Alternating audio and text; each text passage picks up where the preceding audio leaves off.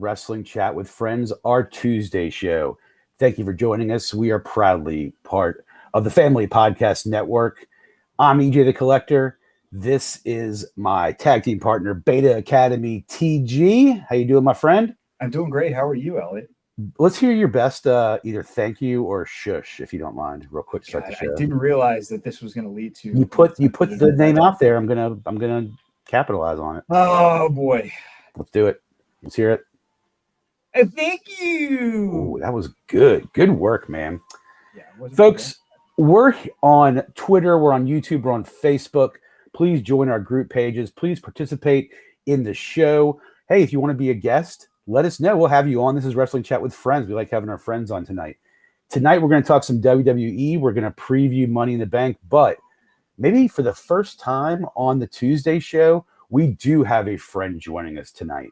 We have from Graybos and an alum of Group Class 9 of the Nightmare Factory, we have the one and only Kelsey.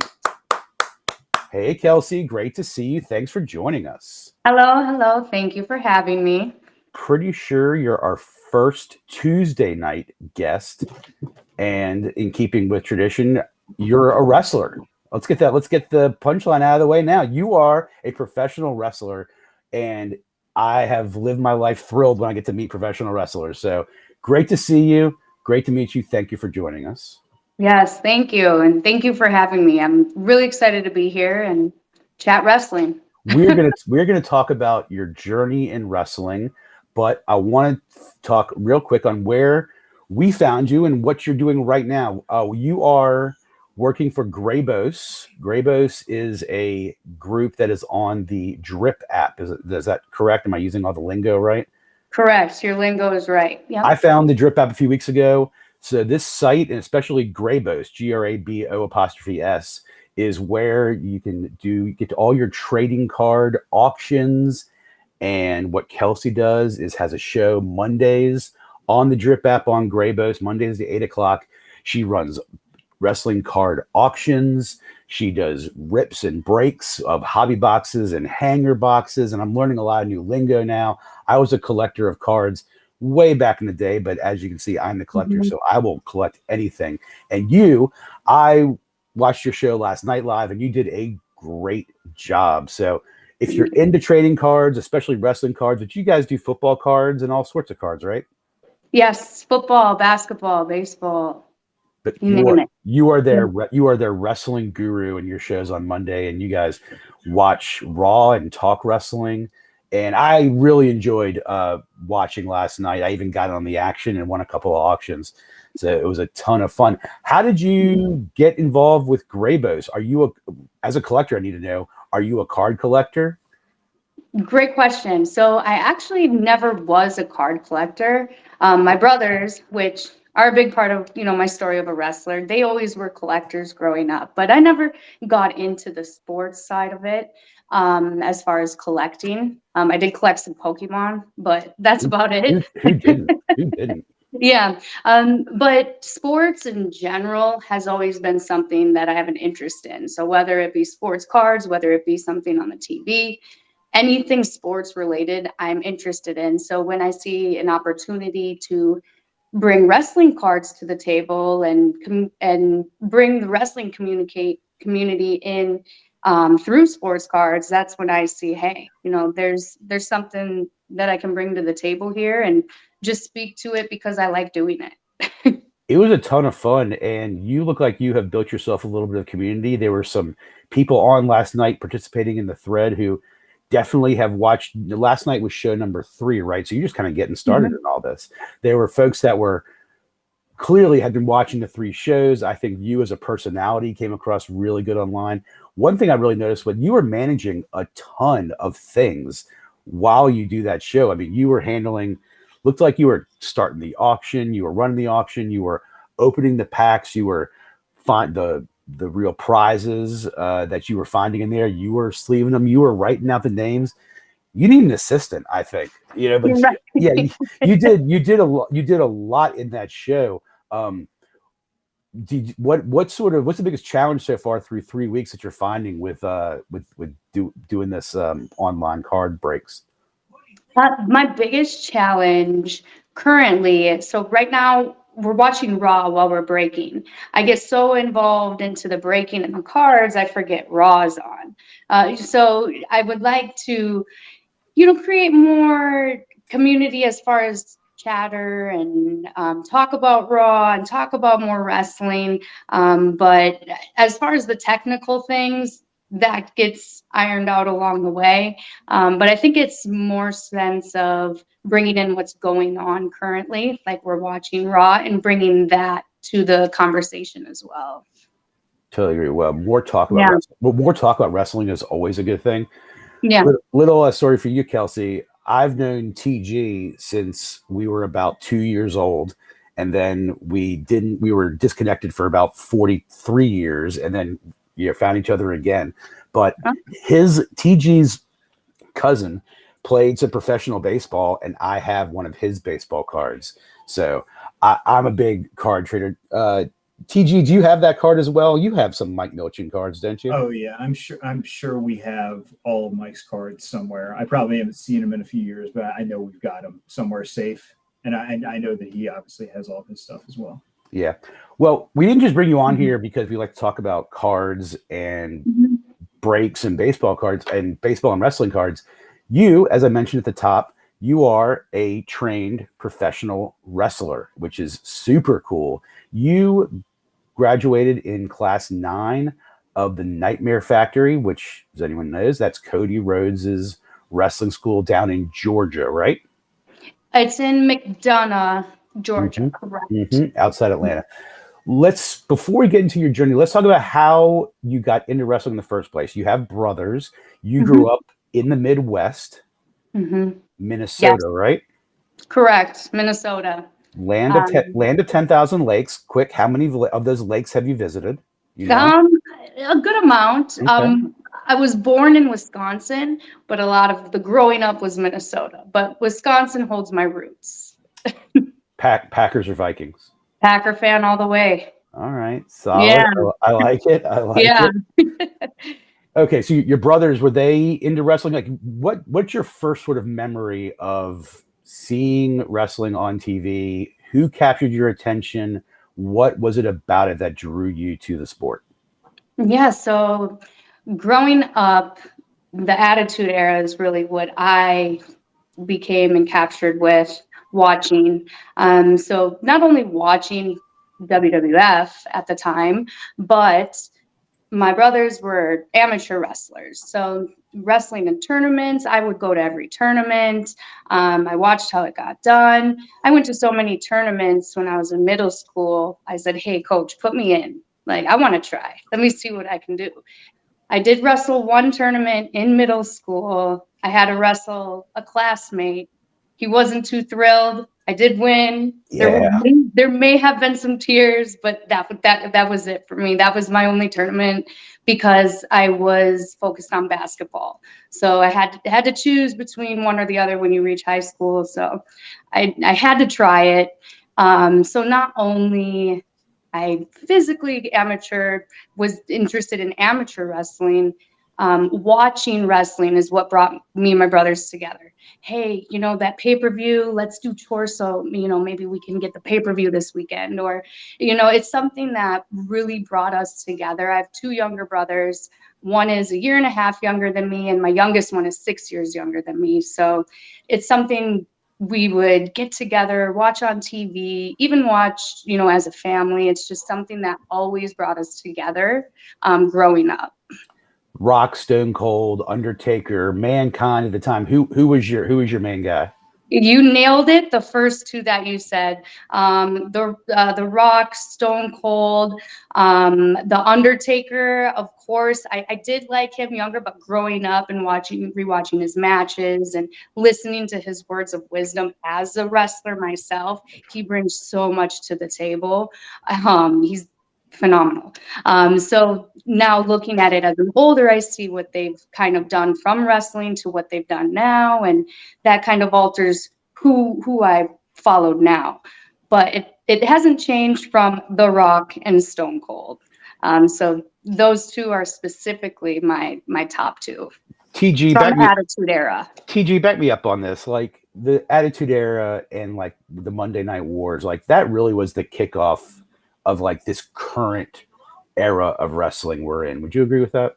Yeah, I mean, I think that if you look kind of at the ebb and flow of the business, there was, of course, the national expansion of WWF in the 80s that kind of changed wrestling from a media standpoint. And then there was a little bit of a lull, and then sort of the revitalization of the business came when you had the competition between the two companies and this ascension of a series of generational talents that were all in wrestling at the same time. And I think the fact, when I think about the Attitude Era, what I think about is just the fact that you had the height of Stone Cold Steve Austin, the emergence of The Rock at the same time, which when you think about it, like having one of those talents to build your organization around is crazy. To have two at the same time is, I mean, I don't know if we'll ever see something like that again. Yeah, I mean, there was sort of Hulk Hogan and everybody else in the 80s.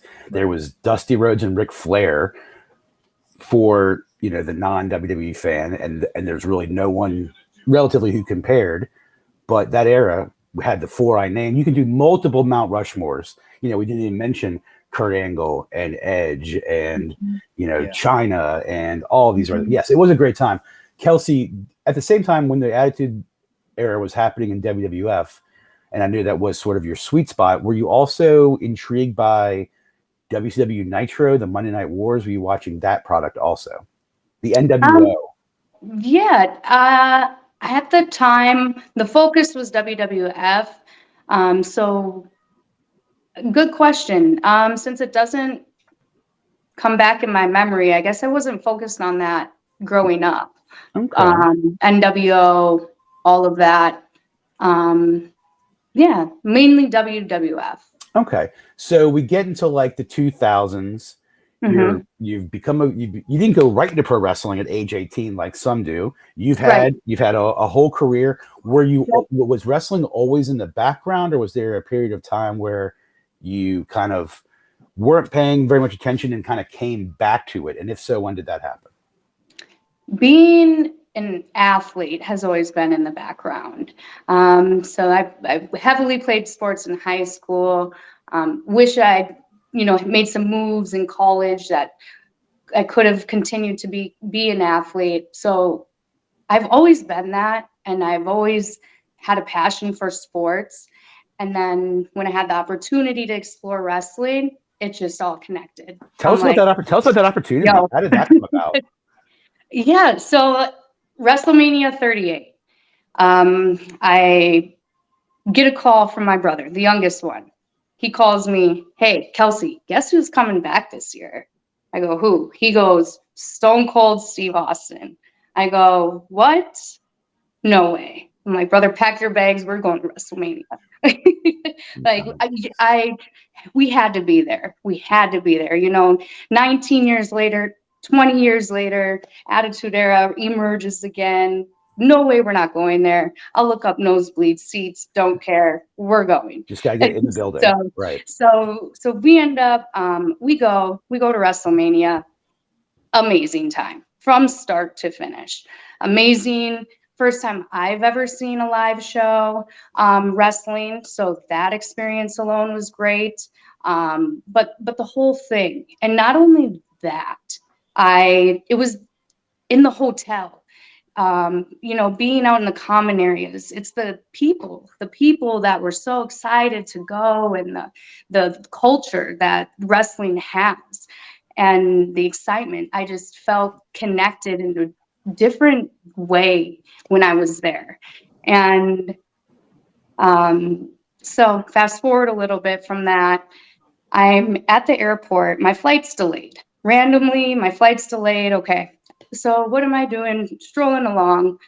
Boom, Monday Night Raw is on TV. I was like, wow, why didn't I get tickets to Monday Night Raw? What am I doing? Oh, well, whatever. I'm at the airport. I'm watching Monday Night Raw now on TV.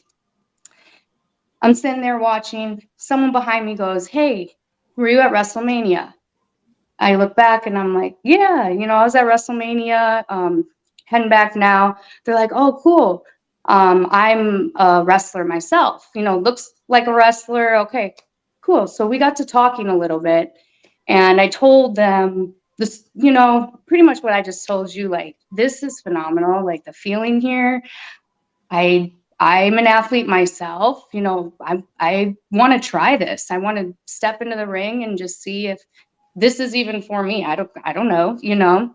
And they were like, hey, if you're serious, I know somebody. At the time I was living out west in Las Vegas. They're like, hey, I know somebody. I know a trainer. Here's their number. You can reach out to them. And like, that was kind of it. And okay, so, I moved along. My flight's delayed, right? So I arrived the next day back home to Las Vegas. The minute I landed, I text. I say, hey, my name is Kelsey. I am looking to step into the ring just to see if it's something that I'm interested in doing. Can I even do it? And they responded back, I'm at the gym right now. I said, I'm on my way. I literally changed. I went straight to that ring. I went straight to the gym, Dark Arts Entertainment. I went straight there, and I said, hey, I'm here. Let's roll. And literally that's what we started doing. We started rolling. Wow. This is in Las Vegas. Yes, Can correct. I go back to just one thing? I want to make sure I heard you correctly. Did you say the first wrestling show that you ever attended live was WrestleMania? Correct. Wow, that had to be overwhelming. I mean, just to have never been to one, and then it's like that scale. That scale, and to see Stone Cold, and to see, and Cody Rhodes returned that night too. Ironically, and at the time I didn't know of Nightmare Factory, right? And then, sitting in the crowd, my brother's like, I bet it's Cody, and I'm like, and then so it just is kind of like full circle, kind of cool. So as a kid, you and your brothers watching this on TV. I mean, Raw and SmackDown came around Minneapolis, but you guys never went to one of those shows. So as a 13, 14-year-old, you did not see it live for yourself. No, because that costs a lot of money, right? So I've walked more years on the earth now. So that's where, hey, 18 to whatever, you're working on your career that makes you the money, right? So now I'm at that point where it's like, what your passion is, what you want to do, and you fill that cup type of thing. How about that, TG? I mean, like, imagine if you had gone to some random crappy live show, somewhere beforehand and been like, nah, this isn't for me anymore. No, you chose a pretty good event for your very first live experience. Now, this is the WrestleMania 38. That was the Stone Cold Kevin Owens main event night one. Yeah, TG and I think we were doing the podcast when that happened. I know we've talked about it. That segment was like that was my favorite of night one, I believe, because it's the most memorable. Kevin Owens is trying his best to be Stone Cold right now. Would you agree with that? Yeah, absolutely. And he's doing a great job at it. TG, what from last night about Kevin Owens's multiple segments where he was just amazing felt the most Stone Cold to you? Oh gosh, what felt the most Stone Cold? I mean, I'll tell you what, the most Stone Cold, the thing on the show last night that was most evocative of Stone Cold, honestly, was LA Knight. And LA Knight as a face, there's a lot of similarities to me in terms of his cadence and delivery that really reminds me of Stone Cold. Obviously a very different type of performer and very different character, but sometimes if I close my eyes, I can kind of almost hear some overlap there with Steve Austin. Kevin Owens last night, I thought maybe he might be doing this on purpose, and I bet he was. He said "what" to Sammy a couple of extra times in their little exchange, which made me think he was doing it on purpose. When I see LA Knight, and Kelsey, tell me what you think about this. When I see LA Knight, I hear The Rock. It's a little bit of his look when he comes out. He engages, like when he's talking to the guy in the ring and he's talking to the audience. That seems more like The Rock to me than Stone Cold. Stone Cold had it too. Kevin Owens and LA Knight, I think both encompass those guys. Kelsey, is there anyone that gives you those same Rock Stone Cold feelings right now? I'd say other than Cody, I'm sure does it for you, and Kevin clearly does it for you. But like, who do you see right now as being the Stone Cold and Rock of the current product? Who do I see right now? Who's the modern day Rock and Stone Cold? Right. It's a good question, and I get asked that a lot. Who now? And I don't know if that's why I'm looking at it, in a different light, or because I'm looking at it more in the sense of I look at people's techniques and their moves and how they move in the ring, and how they are as a person. It's a lot different. But I would say today the modern day Stone Cold, The Rock. I mean, the people that I would look at when I was that age at those, I would look at Cody Rhodes as. I would look at, and for the female side, I really like Asuka. Like Asuka, she's someone who I like, along with Sasha Banks, even though she's not with WWE anymore. We know that she has moved on to a different league. I like how she moves in the ring, and those factors. So I look at it with a different light. It's got to be clearly. You probably watch wrestling much differently than I do. The normal fan does. And let's keep moving on that. So you're in Las Vegas, and you start training because there was a professional wrestler who bumped into you at the airport and gave you a contact. Not revealing names. Would the common fan know this professional wrestler, or was it an indie guy or someone who's not active in the business? He's an indie guy. Okay, so yes, so not everyone would know this. So it wasn't like I bumped into Bray Wyatt, or I bumped into someone like that at the airport. That's awesome. Okay, so at one point, for how long were you in Vegas before you made the move to the Nightmare Factory? So I was in Vegas training for about I was there for 2 to 3 months. So it was April. I moved out east 3-month July. So between that time, I was able to get in the ring about 4 or 5 times, 5 times. And I was able to be a part of one show over that time as well. For what organization? Dark Arts Entertainment. Dark Arts Entertainment. Okay. Yeah. I was on a show. I actually announced. I did some announcing because I was like, "Put me in, coach. I'll throw me in, whatever." So I did some announcing, and then I actually valeted another wrestler, and that was on the spot type of thing. So it was really cool to be a part of that show. I got a little taste of what that feels like, and I guess technically that was my first indie show I saw, and I was able to be a part of it, which gave me a feel for what this is. Awesome.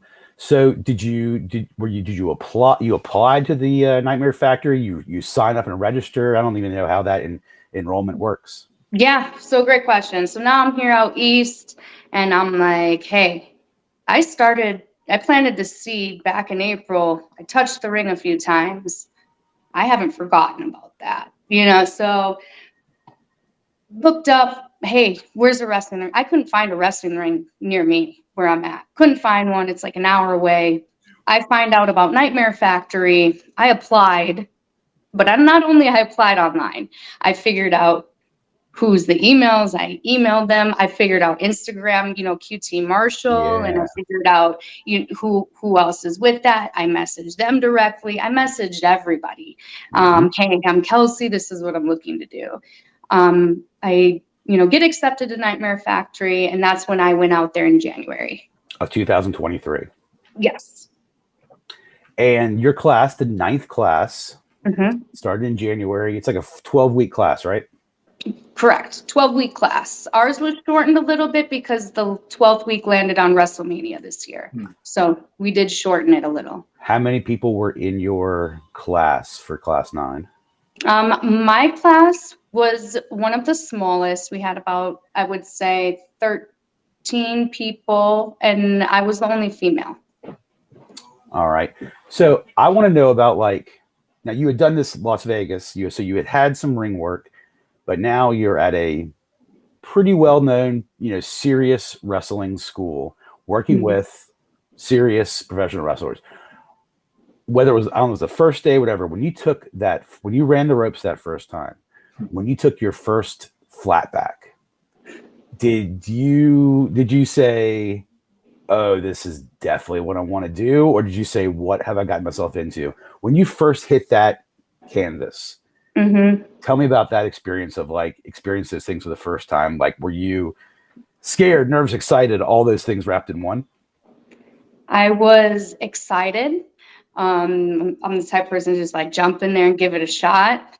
If you fail, I'll fix it, I guess. But yeah, so taking my first bump was, I don't remember it. So I guess that's a good thing. Although I do know I went home that night and I probably did it 1,000 times on the bed to make sure that I knew how to do it.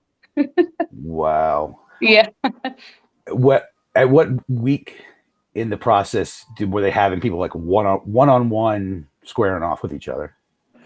So we got into matches. We probably moved along into that, I'd say, by week 7. We're I mean, halfway actually through. over halfway. Halfway, we're now we're going through slams and all that. So fast forward, maybe we go to week 9. It's really the very last thing you do. You put it all together, right? So you don't really need to spend too much time on it if you're technically okay in the ring. So you don't really spend too much time on the one-on-one part. It's mostly focusing on the technique and fundamentals. I have a question. Now, being the only female in your class, did that present challenges? Did it maybe have some advantages? How did that affect your training experience? I feel it's mixed. For me, it was definitely mixed. Challenges in the sense of I'm a very small person. I'm almost 5'2", so finding someone height-wise. However, it was a good challenge for me because I will be wrestling people who are much, taller, maybe more built, different things like that. So it gave me a good challenge. And I was able to work with some females from some advanced classes too. So I was able to kind of dial into that, but I would say I'm 50-50 with it. It didn't not help me and it didn't boost my experience level, I guess. Talk about the coaching staff at the Nightmare Factory. Tell us what you can tell us about it. I don't know if they're keeping secrets over there or not, but like Cody Rhodes, obviously a coach, he's on TV, so he's probably not there every single day, but there are coaches who are. Tell us about who you got experience from and who were some of the most valuable. Yeah, definitely. So QT Marshall, who is a part of AEW, he is excellent coach. He was there majority of the time. And he not only coaches my classes or the base classes that I'm in, there's other classes as well. There's advanced trainings that Nightmare Factory provides.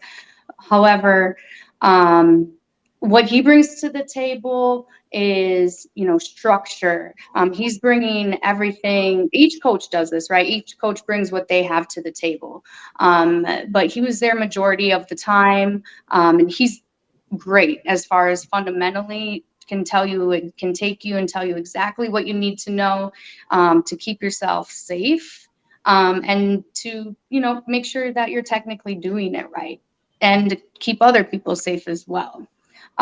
So I really connected with him as a coach. Of course, Cody, you're absolutely right. With TV and everything, you can only be there so much time. But he was definitely there the times where you don't see him and involved, and being able to take what two people from two different leagues, I should say, and to have them coach you and show you and give you that guidance to do what it takes to become, on their level, which is amazing. I didn't get to be coached by Billy Gunn. He was there as well, but I didn't get to work too closely with him. I was able to receive some critique, which I will always hold closely to me, and it will stick with me forever, because what that guy says too, he knows his stuff as well. So to be able to have just different walks of life and come from different backgrounds to show you, and not to show you, but to watch you and be able to explain to you what you should do differently or what needs to be fixed, that's all I'm looking for. And they all nailed it. And there is also Coach Luke, who also helped out a lot of the classes as well. And same thing, brings another level of expertise to the table. And that's what Nightmare Factory I went to do. I went there to be coached. I went there to be trained. I went there to be shown what it takes and what it entails in order to do this sport. You're clearly comfortable in front of a camera from watching your show yesterday. What was promo class like? Did that much? I mean, to me, I think that'd be the most fun of Wrestling Academy. But yeah, tell me about promos and then I want to talk about also you as a professional wrestler. I want to know about how you sort of model yourself, how you sort of, as you continue with your career, what you're sort of going to be, with just the style that you're going to bring to the ring. Yeah, absolutely. So as far as promos, I loved promo day. I mean, you were going to the wrestling school of the son of the greatest promo talker of all time. I'm sure there was a Dusty presence at the Nightmare Factory kind of all the time, especially during promos. Yes, absolutely. And it's all about the connection, right? So if you can naturally bring a connection, wonderful, that's great. But it really is all the connection that you make with the people. And you really make that connection if you truly are into what you're doing. Promo day, I loved. It's a way for you to kind of bring out maybe another side, or to just enhance your attitude, or whatever it may be. I love promo day. It was a challenge for me, but I loved it in the essence of you get to just kind of bring your energy full force to what it is that you're speaking to. Okay, so so what kind of wrestler are you? Are you hardcore, or are you sort of classic? Are you a high flyer? What's your skill set, and what's your specialty? Yeah, so originally when I stepped in the ring the few times out in Vegas, I would come out like who did I watch growing up? Stone Cold, right? So I was coming out all like hardcore and in the corner with the fists, and I'm like, okay, like that's not me. That's Stone Cold. That's not me. So Nightmare Factory, I really got, and still maybe I'm still tuning this in, but tune into what's Kelsey. Kelsey's not Stone Cold. You can bring your own hardcore to the table, but in a different way. So what I like to take, I can still be hardcore. I can still take that Stone Cold, but I also like Rey Mysterio, right? I like to fly high. Let me do a tornado DDT. Let me do all kinds of things that include jumping off the top rope. I do enjoy that type of movement in the ring. And then also technicality is important to me. I like Natalia because she's very technical with her work. She is always practicing in the ring, and she's very technical in my eyes. And so that's something that I'm focusing on. Being more technical is my focus in the ring, and flying high. Now, you obviously are not in a ring every day. You're not the Nightmare Factory every day. What do you do sort of day to day to keep yourself, I'm not saying in wrestling shape? You can work out, you can eat right, all that stuff, but like particularly as it comes to wrestling, what are you doing when you're not in a ring, in a gym actively trying to do it? What sort of things do you do either at home or just day to day that kind of keeps your skills sharp? I watch film. Nice. I watch film. Yeah. Back in high school, when I watched basketball, I would have they're filming my game. I'm the person in the car rewinding the film, the VHS tape, and I'm watching the film in the car on the ride home, figuring out what it is I needed to do different in that game. It has not changed. I watch film, so I watch wrestling, and that's still, even if I can't physically be in a ring every day, it still gives me the tools that I need in order to do it. To our friends out there, anyone can see Kelsey in a ring right now on YouTube. The season Class 9 showcase is where I've seen you wrestle. You had a match on that card. You went almost second or third to the main event. So you're already really high up on the bill, which was impressive. Great entrance. You remind me again who you wrestled. Hyena Hera. That's right. Yes. You were introduced second, so I guess that's the babyface entrance. And TG, get this, her ring music, "Girls, Girls, Girls" by Motley Crue. Loved it. Now, Kelsey, you told me that was chosen for you. Yeah. So when you do make your debut on Raw or SmackDown or Collision or whenever you make your national TV debut, you'll probably have different music. But you came out there looking confident. You had a great, 7-8 minute match, probably something like that. And you went over with a tornado DDT, your finisher. I thought it was fantastic. TG, you got to watch that match too, didn't you?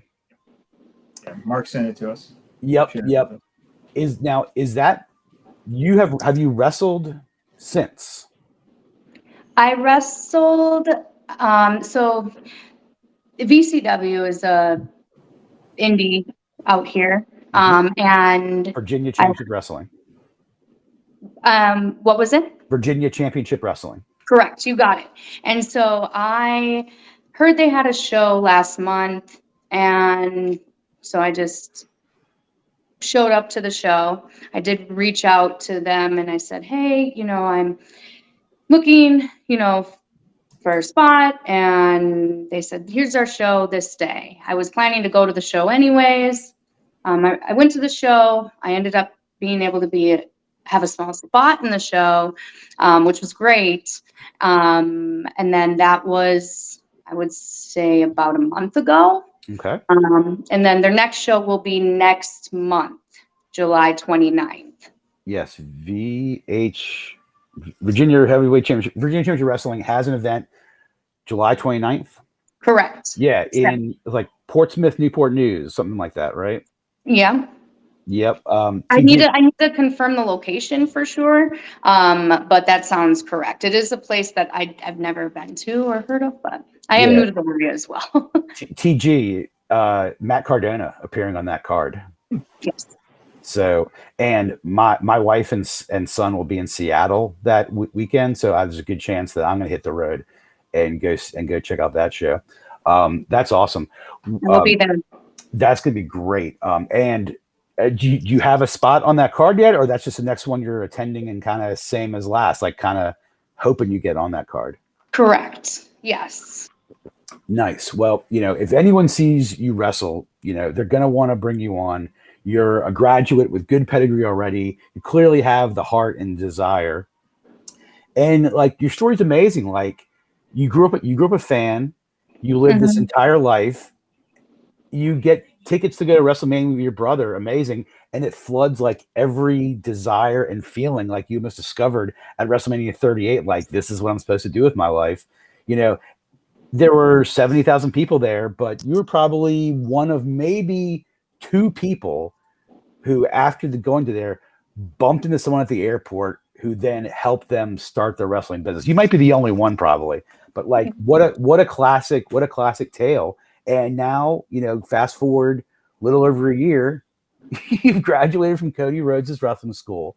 You've got this amazing experience from Hall of Fame coaches like Billy Gunn and some of the best in the business, and it's off and running.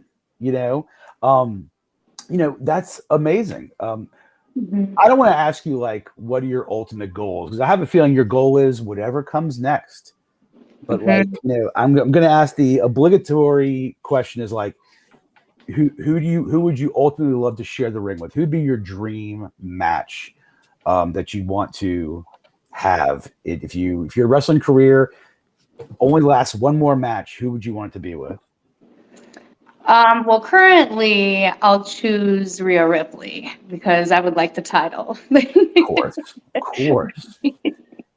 So Yeah, currently that is who I'll choose. Rip is a good choice. All right. Well, so like amazing. Now you now, I mean, because it's now kind of your job. You watch Raw regularly. Hmm. You're getting into Dynamite and Rampage and Collision, the AEW side. You've sort of Yes. recently discovered that. Um, Hmm. Cody helped found that organization. He's no longer with it, but Cody leaves a lot of fingerprints from AEW, and AEW is definitely the kind of presentation on TV that I grew up watching. So Yes. I was more of a WCW fan.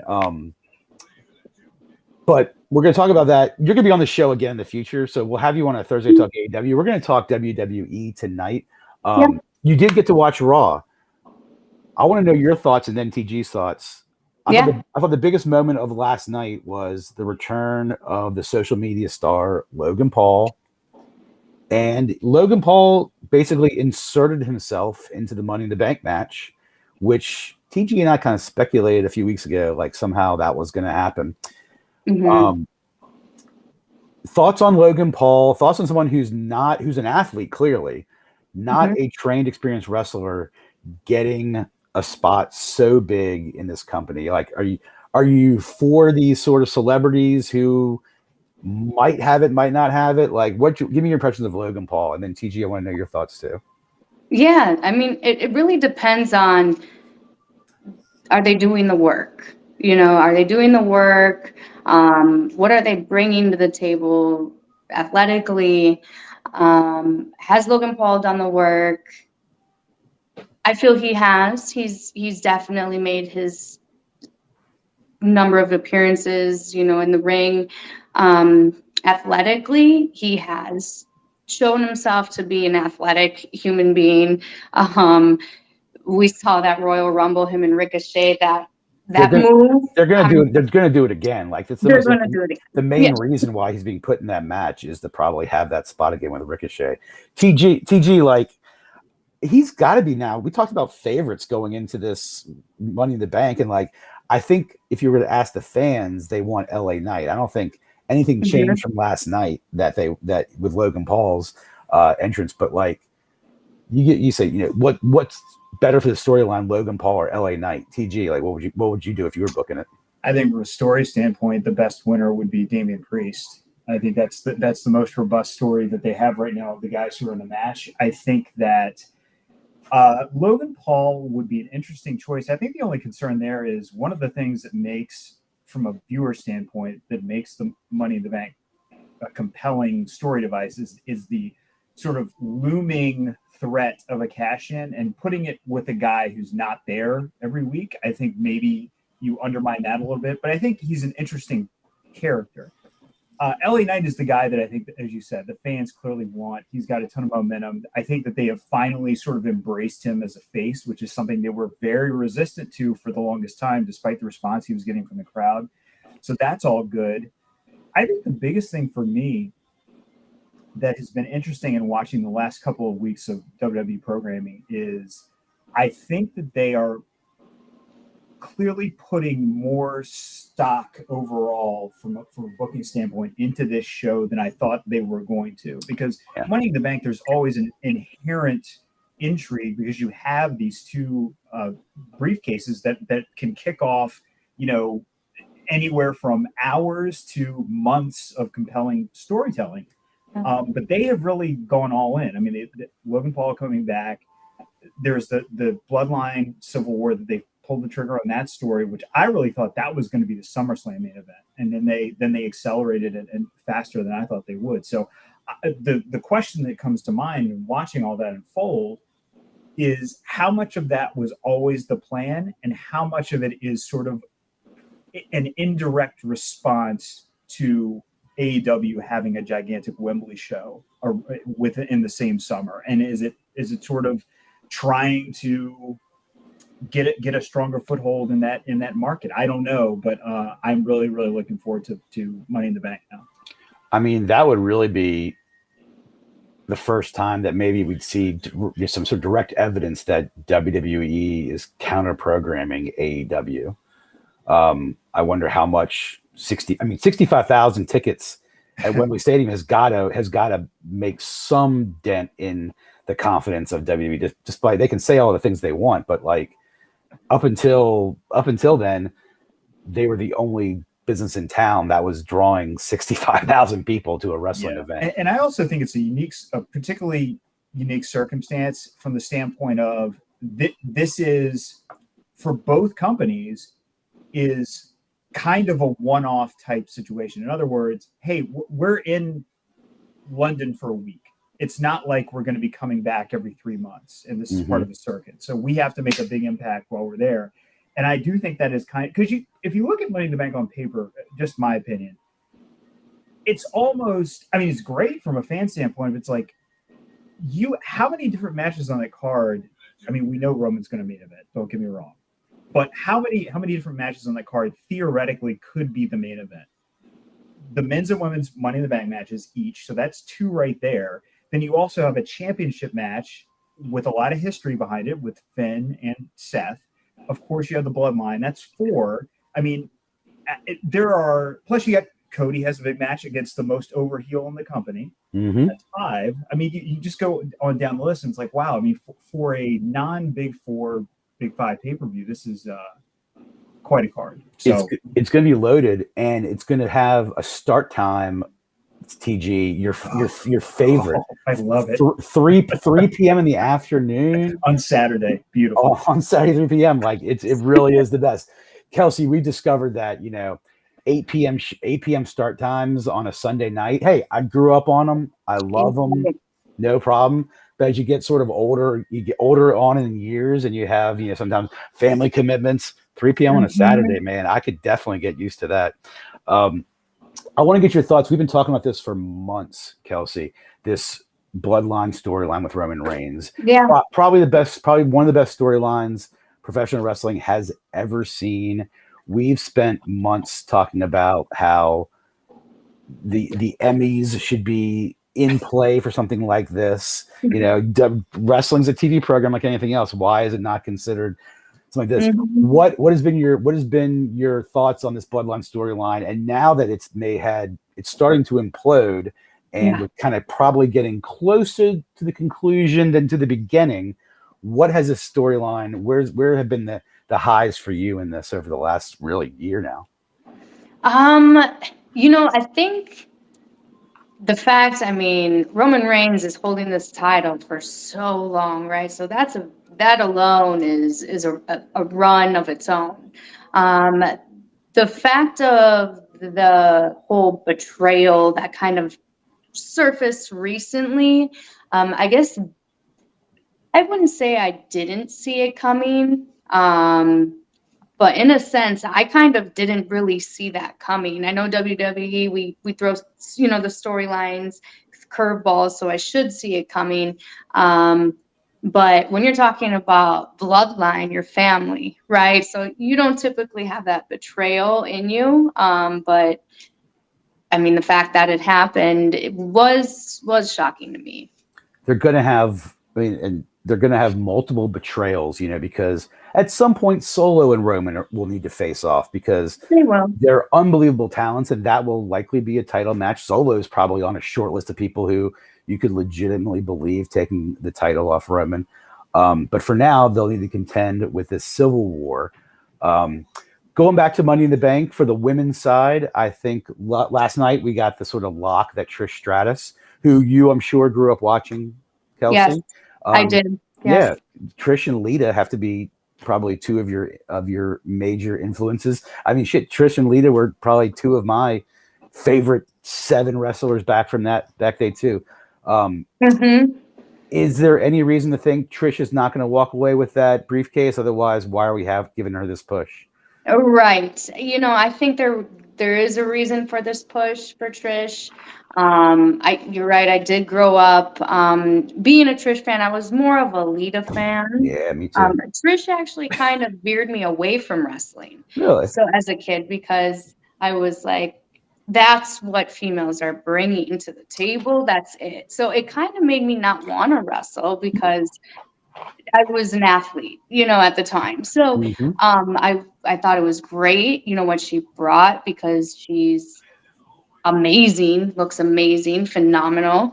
But then, yeah, Lita was definitely one of my favorites growing up, I would say, in that era. Fun fact, Lita lived in Richmond for a short period of time. Oh. She was, I think, between wrestling in Mexico and wrestling for WWE. She lived in Richmond. She dated a member of a punk rock band that my wife was friends with members in the band as well. My wife used to babysit Lita's dogs when she was out of town, sometimes wrestling and sometimes on tour with her boyfriend. There it is. 1 degree of separation to Lita. Yeah. TG, what else happened last night that really drew your attention? Oh, let's talk about Emmys for a second. We've been talking for months about how the Bloodline should win an Emmy Award. Yes.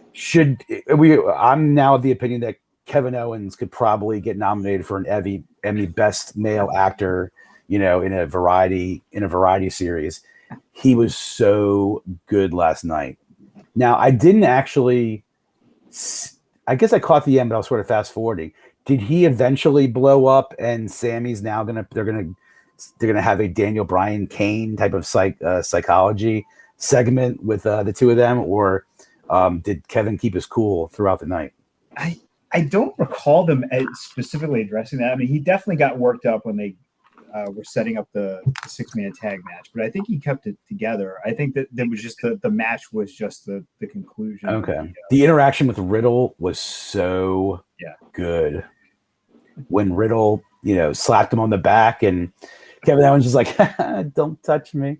I mean, that's such good work.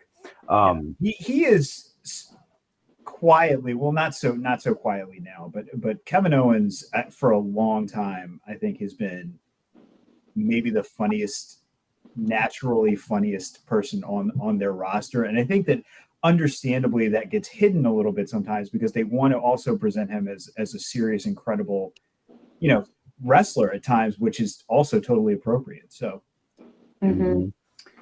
Kelsey, you mentioned him earlier. Dom Mysterio, no doubt most hated man in wrestling right now. He surpassed MJF. I mean, Roman Reigns is supposed to be a heel, but he's not. And even if he was in full heel mode,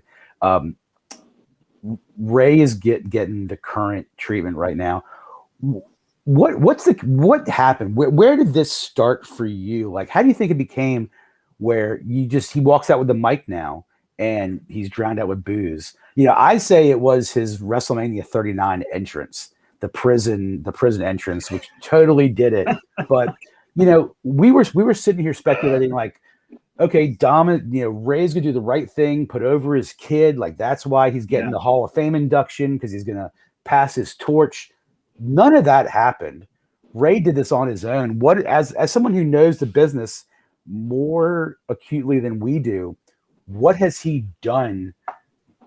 Because it's not just because he's Ray's son. What have you seen him do that has got him over so much? And, you're right on the right track as far as this whole prison. He really milked the fact that he was in prison. And when you look at that in detail of what that is and how he came out of it and how he acted, and, I was in prison and, like for so long or whatever it is, it's the fact that he came out of a place. You're in prison and you came out one day later, whatever it may be, and you came out a new person. So I think coming and perceiving as this whole different type of person is not not what.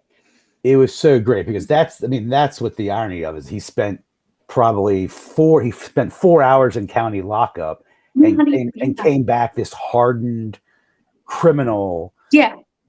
Come on. And he played it so well too, So culminating with that entrance and it just became organic. And like we talked this last week, like with the What Chance, like with Seth Rollins's song, when the crowd organically grabs onto something and they realize they're part of a movement, the yes chants. There's few things better in wrestling to me than that. And Dom is now getting that treatment where the crowd now knows their part in the story. Yes. You know, and if a wrestler, and I'm sure you learned this in Nightmare Factory, if a wrestler can elicit that kind of response from the crowd, then it's working, and then you got something there, and you got to roll with it. Absolutely, he definitely has something there, and he definitely does. All right, well let's do it. Let's close it out these last few minutes with just an official preview. Cody, Dom, Kelsey, who you got? Cody. TJ. Cody it should be a semi-squash match to Nuclear Heat. But the one thing I keep coming back to is what I said before. They have really loaded this card. So my thought is Brock appears, costs Cody the match. Dom pins Cody, Nuclear Heat. Oh, wow. As much as I like to see that and think that's entirely possible, I will go on the Cody side too. But TJ, I really like the way you're thinking. Yeah. Women's Money in the Bank match. Everyone knows the competitors. TG, who you got? I think it's Io Sky. I think it's Io Sky. I think the thing that's so intriguing to me about this match is that this is something kind of unusual. They have set this up to where you have like sort of factions within a Money in the Bank match, several different ones, and that I think is new. So it'll be interesting how it plays out. I think Io Sky wins. Kelsey. I'm going Trish. I'm going Trish Stratus. I think we're bringing back a Attitude Era a little bit. There is that push for her. I'm going Trish Stratus. Yeah, I feel like Trish's run is gonna last longer than some of SummerSlam main event.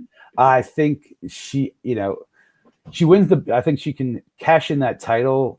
I think inevitably, I hope that maybe WrestleMania next year we get a final blow off with her and Lita. It may be past that. Lita may not have interest. Lita may have fulfilled her obligations to that. I'm also going to say Trish for now, just because I think that's where this sort of storyline is headed. Men's Royal Rumble match. Kelsey, who you gonna have climbing that rope, grabbing that briefcase, and cashing in at some point, perhaps? Men's Royal Rumble match. Ricochet, Logan Paul, LA Knight, Damian Priest. A lot of good possibilities. Yeah, I think I'm going Damian Priest with this one. Okay.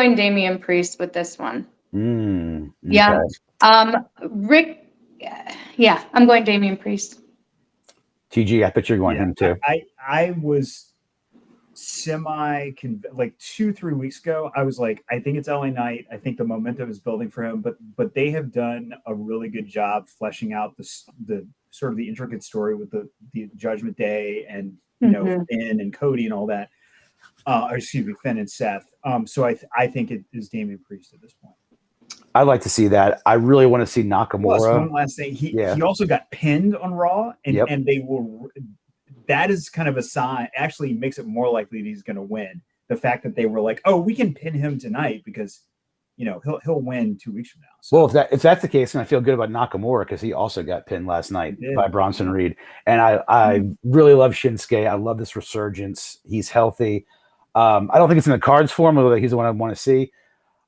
Only because I've been such a fan of his for months. I'm going to stick with LA Knight. He somehow wins because what they know they can get from him on Fridays, on Monday. They know they got something gold with him, with the crowd too.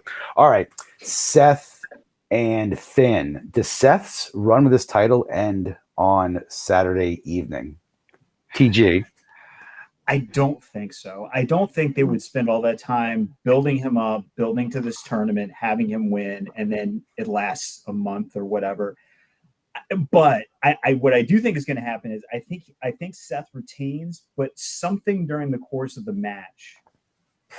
So I think placement on the card. This happens after the Money in the Bank because I think you have to have Damian Priest there with a briefcase, and somehow that factors in. Then that leads to dissension within the Judgment Day, and that plays out from there. Because it wouldn't make any sense for Damian Priest to win and then have like this to sort of happen in a silo. So Seth retains, but something will happen with Damian Priest.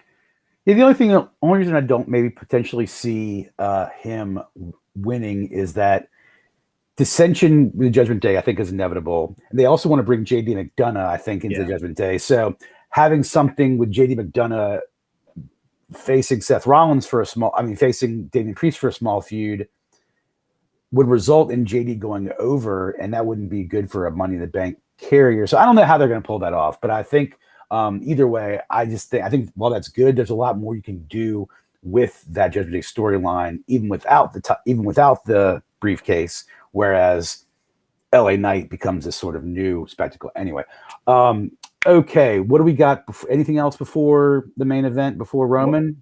Who does Kelsey think is going to win that? Kelsey, who you got in this Cody Rhodes, Finn Balor, Seth Rollins. I did that too. I don't know why we. I don't know why I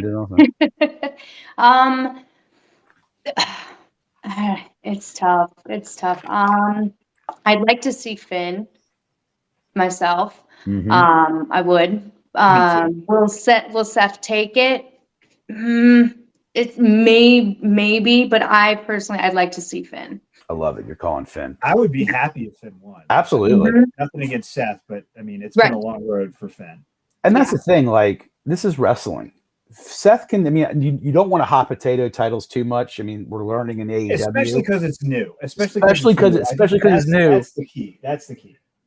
I do, but like, if you were gonna do that and Seth's winning it back by SummerSlam, these are safe people you can do it without it tarnishing. And I think hot potatoing a title in WWE, just because of the sheer length of time we've been watching that, it's different than some of the grumblings we're seeing about the TNT title being, passed around a lot right now in AEW. All right, Big final, Civil War, Bloodline. This doesn't end this weekend for sure. No, this is gonna go for months and months and months through twists and turns. Yeah. But the first encounter of the family will occur this Saturday. Usos, Jimmy and Jay, who have been fantastic, Solo and the Tribal Chief with Heyman in their corner.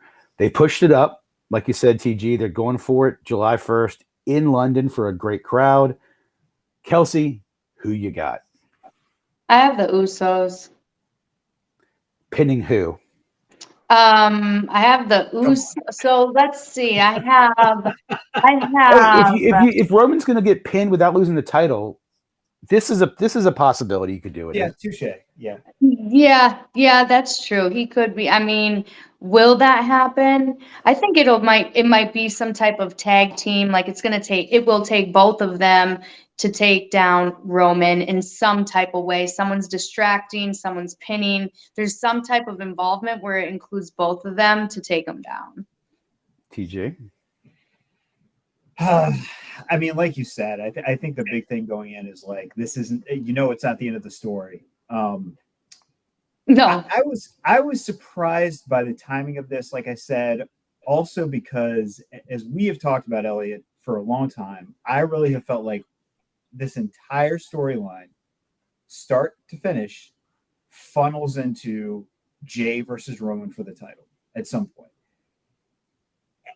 Where we are now in the story, the first thought that comes to my mind is, are they going to do that or like at SummerSlam? I was thinking that's down the road because I still think they're gonna let Roman break the modern record for a championship run, which he still has like a few hundred days to get to Hulk Hogan.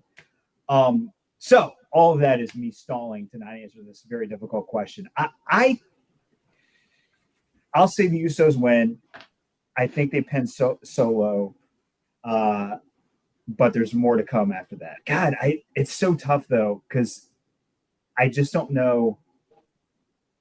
Like the logical extension of this is then Roman says to them, like, look, we're going to have one more match. And if I win, you guys you're obligated to rejoin the bloodline or something like that. But I don't know. I guess the Usos.